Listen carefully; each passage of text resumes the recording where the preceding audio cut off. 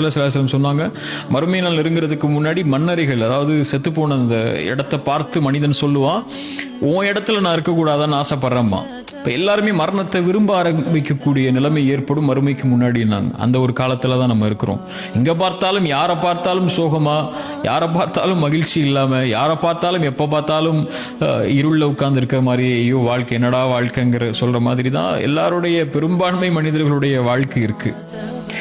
அதுல அப்படி இருக்கக்கூடிய நேரத்துல அதுல இருந்து வெளியே வர்றதுக்குள்ள காரியங்களை நோக்கம் இல்லாதவங்க, வாழ்க்கைக்கு எதுக்காக வந்திருக்கோம், எதை நோக்கி நம்ம போறோம், நமக்குன்னு ஒரு வாழ்க்கை இருக்கு இதுக்கப்புறம்ங்கிற எண்ணம் இல்லாதவர்கள் எடுத்துக்கொள்ளக்கூடியது என்ன, ஸ்ட்ரெஸ் ஆயிட்டாங்களா, அல்லது அவங்க வாழ்க்கையில் எதிராக ஒன்று தோத்துட்டாங்களா, நீங்க சொல்லுங்க லவ் பிரேக்கப் ஆயிடுச்சா, என்ன செய்வாங்க, போய் மது குடிப்பாங்க, போய் சிகரெட் அடிப்பாங்க, போய் போதை பழக்கத்துக்கு அடிமையாவாங்க, அல்லது தன் வாழ்க்கையே முடிஞ்சு போச்சுன்னு சொல்லி எதுவுமே செய்யாம ஸ்ட்ரெஸ்ன்னு சொல்லிட்டு ஸ்ட்ரெஸ்ஸா இருக்கேன்னு சொல்லி இருட்டில் உட்காந்துருப்பாங்க.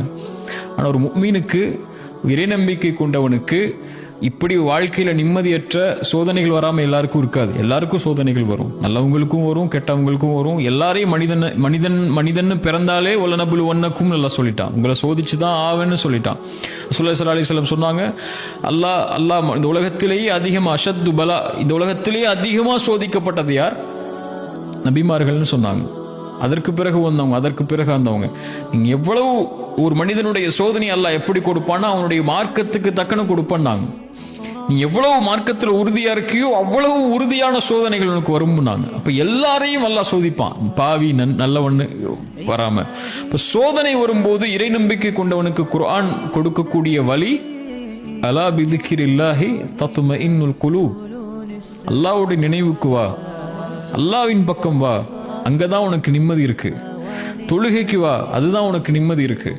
உனக்கு இந்த உலகத்துல சிரமங்களை தாண்டி சோதனைகளை தாண்டி நிக்க முடியலையா, சுஜூதுல விழுந்து ரப்புக்கு முன்னாடி அல்லாஹ்வுடைய நினைவில், அலா பிதிக்ரில்லாஹி தத்மஇன்னுல் குலூப், அவனுடைய நினைவுல தான் உன்னுடைய உள்ளத்துடைய அமைதி இருக்கு. அல்லாஹ்வுடைய அமைதியை நோக்கி தான், அல்லாஹ்வுடைய நினைவை நோக்கி தான்.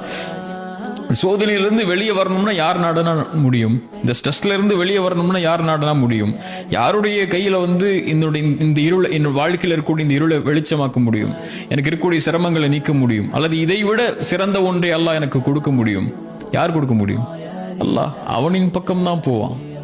ஷைத்தானை நாடக்கூடியவங்க தான் இந்த மாதிரி செயல்பாடுகள் பக்கம் போய் தன்னை அழிச்சு கொள்வாங்க.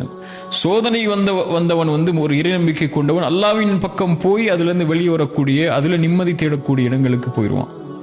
இதுதான் இறைநம்பிக்கை கொண்டவனுடைய பண்பா இருக்கும்.